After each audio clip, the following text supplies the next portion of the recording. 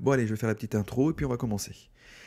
Bonjour et bienvenue sur Minas TV. Voici le deuxième petit live qui va concerner du coup les intégrations, donc le développement d'intégration. Comme vous pouvez le voir, je vous montre un exemple de l'intégration que j'ai réalisée pour suivre en fait les crypto-monnaies. On en parle beaucoup. Alors moi j'ai une application sur le téléphone mais je la trouve pas forcément top top. Je souhaite le mettre avec Home Assistant afin de pouvoir me faire quelques petites notifications vraiment poussées, hein, parce que bon, le téléphone, l'application sur téléphone, des fois l'appli se coupe ou Android le coupe et on n'a pas les notifications, on se fait avoir, donc voilà. Donc c'est un peu des fois pénible. Pardon.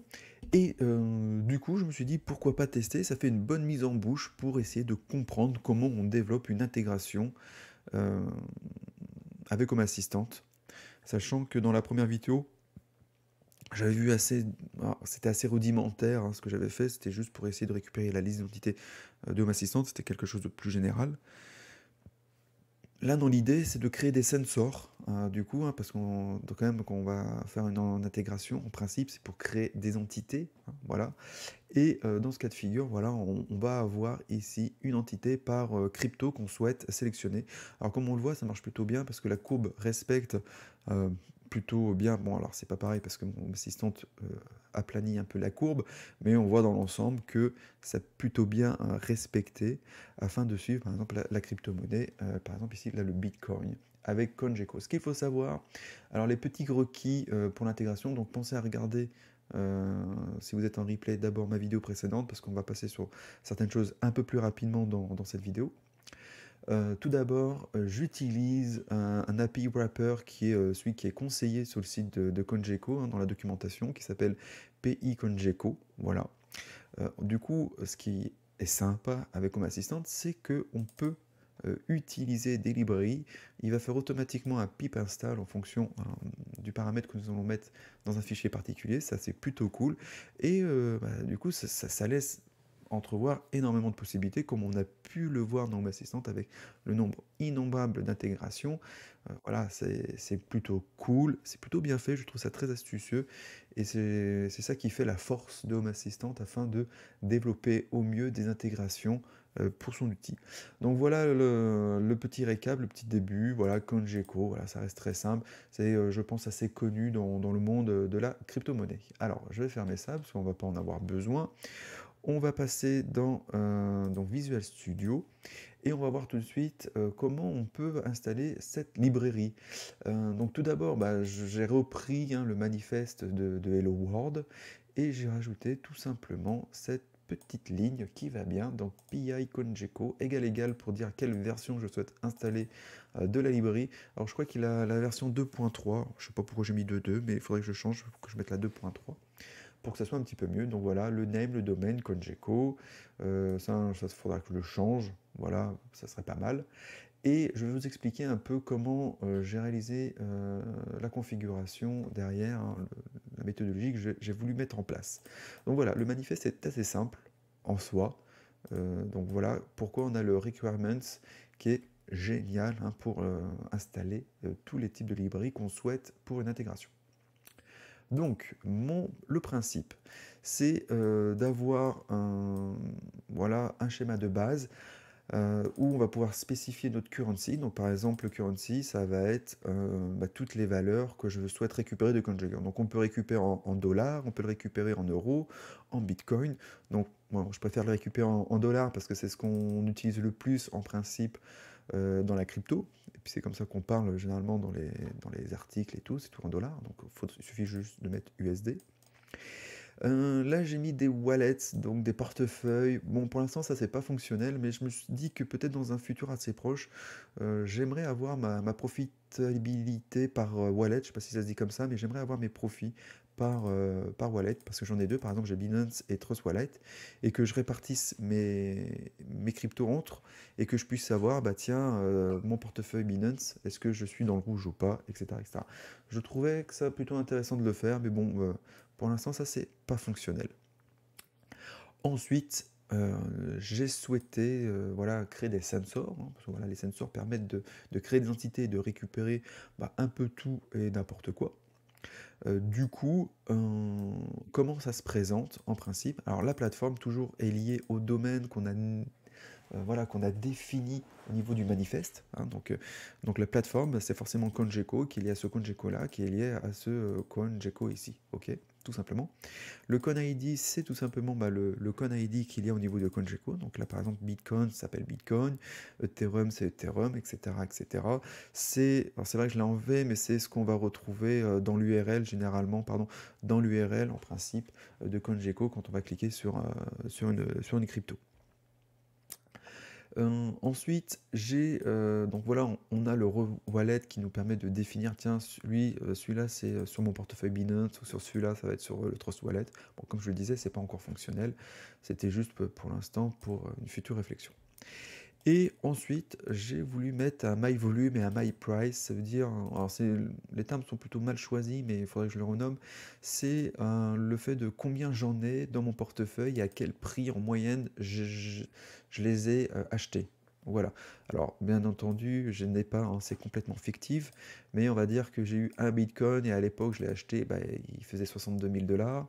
Et là, bah, j'ai acheté un Ethereum à 0,6 qui coûtait à l'époque 3000 dollars en moyenne. Donc voilà. Donc voilà mon idée, ce qui permettra avec ces deux-là de calculer mon profit de chaque entité. Donc ça c'est ce qu'on va mettre dans la configuration pour YAML. Je pense que dans le futur ça changera peut-être, hein, tout simplement. Et on va voir maintenant un petit peu dans le init comment ça se passe. Alors ça, alors vas-y, voilà, je reviens ici. Je vais pas trop expliquer, mais voici comment on fait un schéma. Je vous recommande de regarder ma vidéo précédente sur l'intégration, c'est ce que j'en parle. Mais tout simplement, je répète, c'est que ces petites lignes me permettent de définir le schéma de ça, pour l'instant, dans le init. Le init, je le rappelle, il est lancé au moment de l'installation de l'intégration à chaque fois. Et donc du coup, on a cette fonction qui va être lancée, hein, encore une fois, et qu'on va devoir paramétrer un petit peu. Voilà. Alors voilà, je vais laisser passer ça, je reviendrai sur ce fichier un peu plus tard. Je vais quand même vous expliquer ce qui est très intéressant, c'est les sensors. Parce que c'est surtout ça le sujet de la vidéo, c'est comment on va pouvoir créer des entités et les renseigner. Alors, pour faire ce schéma-là avec les sensors, c'est totalement différent. Alors, déjà, premièrement, il faut absolument que le fichier pour les sensors s'appelle sensor.python, voilà, .py, .py, d'accord? C'est comme ça que ça se passe. Pour light, ça sera light. Pour climate, c'est climate, etc. Pour un cover, il faudra l'appeler cover. Donc ça, il faut retourner dans la documentation de Home Assistant pour le voir. Et pour changer le schéma d'un sensor de base, parce que les sensors de base existent, mais pour les changer, bah, pour l'étendre, on va dire, c'est pour ça que je dis bien étendre, on va faire un extend ici. Donc on a le plateforme schéma ici, hein, qui est importé à travers cette petite ligne, et on va pouvoir faire plateforme schéma.extend et spécifier ce qu'on veut rajouter comme, voilà, comme champ, tout simplement. Voilà comment ça se passe. Et ensuite, pour chaque sensor, on va avoir un setup plateforme ou un sync, hein, donc j'aurais pu mettre un async si je voulais. On va avoir quand même un setup plateforme qui va être initialisé. Voilà, ça c'est assez important.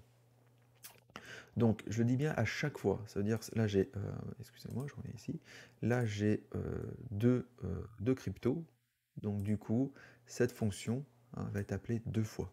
Voilà, à chaque fois. Donc ça, c'est quelque chose qu'il faut bien le savoir. Alors, qu'est-ce qu'on fait à ce moment-là? Bah, c'est pas compliqué. Voilà, moi ça c'est des tags. Là, on va checker rapidement la configuration. Data, on en reviendra dessus. C'est une variable que je passe entre le init et tout, donc on reviendra à ça tout à l'heure.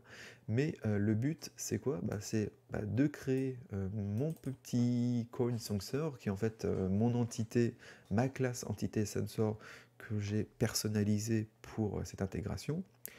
On va du coup faire passer et récupérer en fait le coordinateur.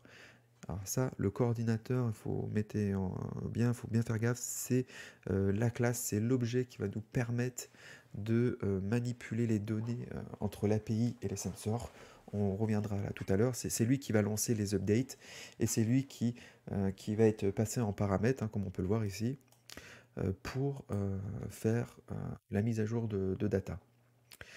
Et le config, bon, voilà le config est différent de celui-là. Ici, comme vous pouvez le voir, on a un petit config type qui est à peu près la même chose, sauf que là, le config type, ça récap ce qu'on a saisi ici, et c'est pareil du coup pour ce config là, ce config ici, qui résume pour chaque entité ce qu'on a renseigné ici.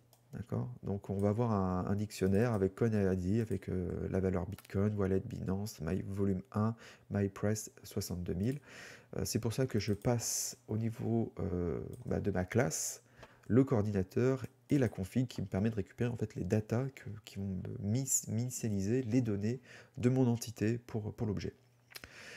Et ensuite, il suffit de faire un add entities. Alors là, pour l'instant, moi, je fais seulement un add de ce coin-là, hein, parce que j'en ai juste que un, mais on pourrait en ajouter en une seule requête plusieurs si le sensor ici me permettait de créer plusieurs euh, entités si je le voulais. Enfin bon.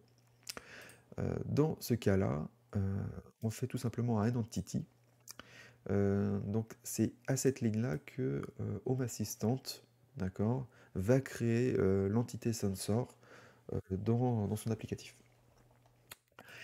Et ensuite, je vais ajouter ce petit coin dans un tableau ici dans le data qui va, comme je le disais, est échangé ici par rapport au init.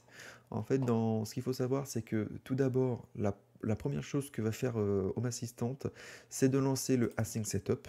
Voilà, ni plus ni moins. Et ensuite, le async setup, il va lancer le sensor.py. Donc c'est pour ça que vous avez ici toutes ces lignes-là qui va m'initialiser mon petit data qui va bien et que je vais pouvoir du coup récupérer et transiter les données entre cette page-là et les autres pages. Voilà, donc c'est une petite astuce que j'ai trouvée. Voilà, dans les autres intégrations, ils font pareil. À partir de là, ça nous crée les entités, mais ça ne les mettra jamais à jour. On va voir rapidement voilà, la petite classe hein, qui est pas bien compliquée, hein, voilà, CoinSacer, qui hérite du coordinateur entity et du sensor entity, et que l'on va passer en paramètre du coup le coordinateur et les data, comme on a vu, le data qui est le config, et donc du coup on va passer pour la classe d'héritage, hein, le coordinateur, hein, pour bien qu'il puisse initialiser le coordinateur qui va bien au niveau de ces classes parents. Et on va mettre voilà toutes ces données-là en termes de paramètres, de propriétés pardon, dans la classe Python. On va avoir ici donc le attr extra state attribute qui est en fait les attributs hein, de l'entité. Hein, on verra ça un peu plus tard. Donc à partir de là, voilà, c'est initialisé, pas de souci. Et comment on va en fait, mettre à jour toutes ces entités? Je le rappelle encore une fois, Setup Platform va être lancé autant de fois que j'ai des sensors. Et moi, toujours à la fin, si tout se passe bien, je vais avoir mon petit tableau de coins que je vais ajouter à chaque fois le coin pour avoir le listing de mes coins, en tout cas mes listings de mes coins sensor. Voilà, très important. Et donc, comme je le disais, d'abord, ma assistante va lancer le async setup. Voilà, donc ma première partie, on initialise les choses. Et on va voir là, ici, une fonction importante, une deuxième fonction importante, mais surtout ici, le coordinateur qui va se charger de mettre à jour de façon régulière les sensors. Donc c'est pour ça qu'on doit passer l'objet as, hein, qui se retrouve toujours ici, voilà, le logger si vous le souhaitez, le domaine, et ici, voilà, très important, le update méthode, qui est du coup le async update data que j'ai ici. Voilà. Donc ce petit truc, voilà, hein, cette petite ligne va me créer du coup un coordinateur qui va se charger de lancer, je répète, cette fonction-là, voilà, async update data, toutes les minutes, toutes les défauts de conf update intervalle. Alors moi, je l'ai initialisé à 5 minutes. Donc toutes les 5 minutes, le coordinateur va se charger de lancer voilà, cette fonction. Voilà, très simplement. Bah, cette fonction, qu'est-ce qu'elle fait? Bah, elle va faire quelques petits tests en disant, voilà, est-ce que j'ai bien mes data? Parce que quand ça va trop vite, ce data-là n'est pas initialisé. Hein, donc je le répète, hein, le data c'est initialisé à partir d'ici, n'est pas initialisé, donc ça va poser problème et on va pas pouvoir aller plus loin, ça fait des erreurs et tout.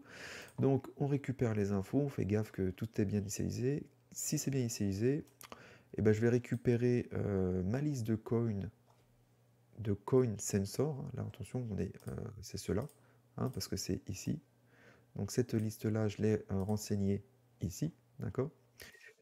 Pourquoi? Bah, tout simplement pour récupérer hein, bah, tout simplement le coin ID. Voilà, donc ce qui est sympa avec CoinGecko, c'est que on va avoir une petite fonction qui simplifie vachement les choses. Donc si j'ai une liste de cônes qui est supérieure à 0, on va retourner la valeur de cette fonction.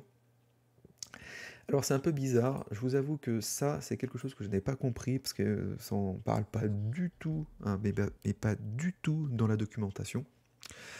Je sais que j'ai eu une erreur en appelant directement ce code-là. J'ai eu une erreur, donc il me disait qu'il fallait absolument que j'utilise le async at executor job. Alors c'est ce que j'ai fait. J'exécute cette fonction-là qui me permet de passer la fonction en paramètres et à côté bah, tous les paramètres qui sont associés à cette fonction. Donc le rank qui est ici, le hash que j'ai besoin pour ça, le list count que j'ai besoin pour ça, et le currency qui est retrouvé ici dans le config, hein, bien sûr que j'aurais mis dans mon intégration. Voilà. Et bah, comment on fait l'API? Bah, voilà, tout simplement. Hein, voilà, donc vu que la librairie de CoinGecko est très bien faite, on crée notre classe CoinGecko API, on appelle le getCoinMarket. Bon, ça, vous verrez dans la documentation si vous voulez aller plus loin, mais qu'est-ce qu'il veut lui? Il veut une liste de listcoin. Donc ce qui est cool, c'est que on va faire qu'une seule requête à chaque fois. Et il va nous renvoyer bah, toute notre liste coin hein, qu'on a récupérée ici, avec le currency hein, qui est en paramètre, qui le récupère là, qui est ici, mais qui est en fait hein, ce petit bidule qu'on aura initialisé là. Voilà, tout ça, bon. Et là, ça c'est cool. Et ce petit truc me retourne ma liste de coins, donc de crypto, qui est liée du coup à CoinGecko, ok? Lui, il le retourne ici, donc il me retourne là, et c'est là où il faut comprendre le truc, attention, c'est que lui, quand il va me retourner ça, le updater, lui, va du coup notifier les sensors qu'il y a eu une mise à jour. Voilà, hein, c'est lui qui va notifier les sensors qu'il y a eu une mise à jour. Et donc du coup, pour chaque sensor, voilà, j'ai cette fonction qui va être lancée. Hein, voilà. Et ça, c'est quelque chose qui n'est pas forcément expliqué dans la documentation et que j'ai dû faire des tests pour me rendre compte en fait de comment ça se passait. Hein, donc voilà, c'est pas forcément facile. Pardon. Donc il faut bien savoir que le coordinateur attend un retour de cette fonction. Hein, de l'async update data, hein, que j'appelle le depth method, il attend un retour pardon, pour renvoyer ça et pour notifier aux entités sensor qu'il y a eu une mise à jour de data. Voilà, je me répète, mais c'est vraiment quelque chose d'important.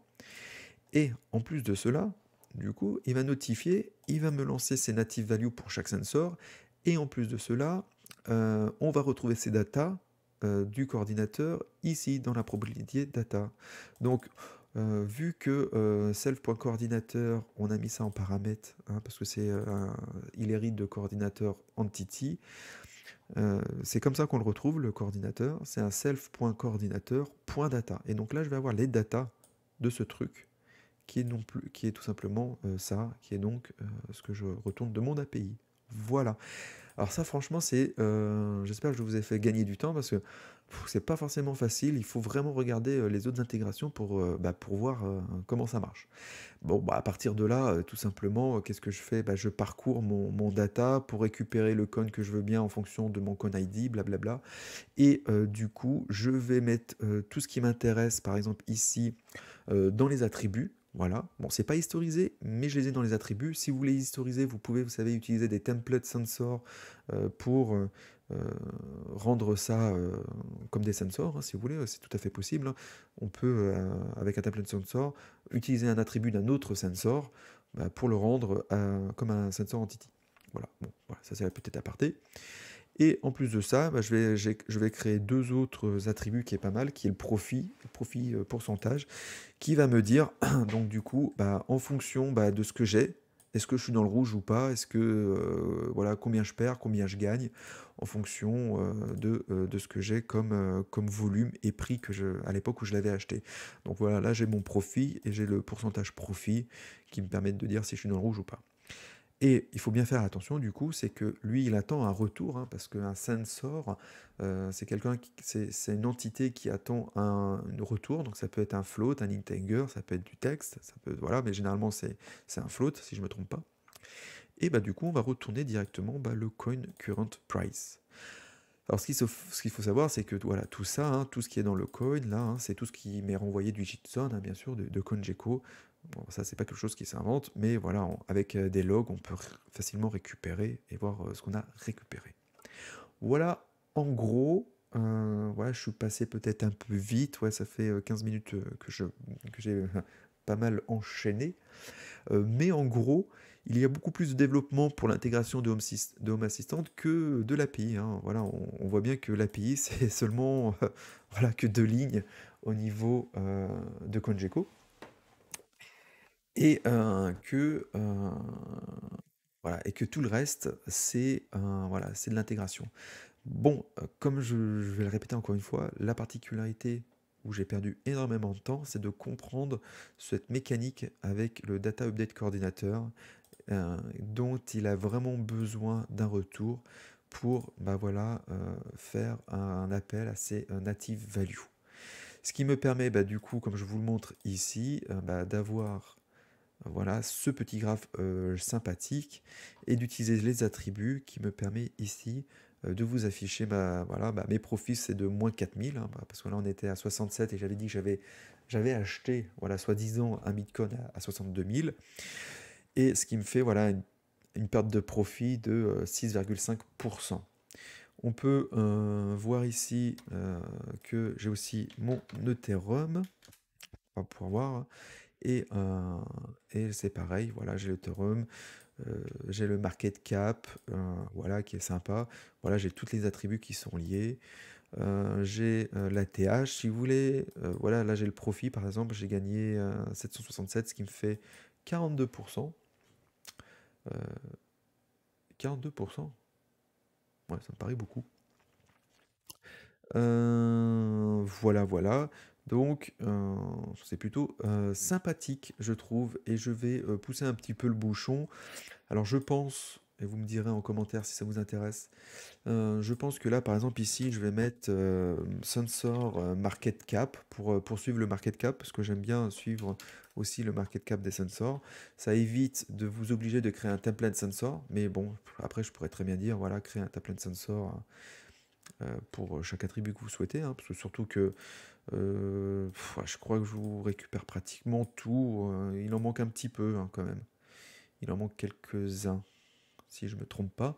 Mais avec ça, je pense que ça suffit largement pour suivre voilà, l'évolution de son portefeuille et surtout bah, voilà, les highs et les lows en 24 heures, c'est sympa aussi.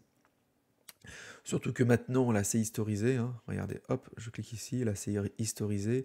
Donc après, vous pouvez même faire votre height et votre low de votre façon avec un flex chart, si je ne me trompe pas, de Home Assistant, si vous voulez, faire des notifications. Donc voilà, c'est plutôt bien foutu de ce côté-là. Que dire de plus? Bah, pas grand-chose. Voilà, je vais m'arrêter là, comme ça fera une petite vidéo, je vais la couper. Si vous avez des idées pour voilà pour cette intégration. Je vous remercie de mettre ça en commentaire. Mettez pas d'URL hein, dans les commentaires parce que, encore une fois, YouTube vous les sucre. Je vais certainement continuer peut-être à développer ce petit truc de portefeuille. Dans mon idée, ça veut dire que je vais certainement créer des sensors voilà, wallet, ça veut dire des sensors qui sont spécifiques au wallet. automatiquement et grâce, bah, voilà, au wallet que je vais avoir ici, je vais pouvoir, me dire, voilà, où sont mes profits avec les attributs qui vont bien, avec un pourcentage qui va bien et cetera et cetera. Donc je pense que ça peut être sympa et je proposerai ça à la communauté si ça intéresse. Sur ce, voilà, je vous remercie d'avoir regardé, le live, voilà et je vais, couper là.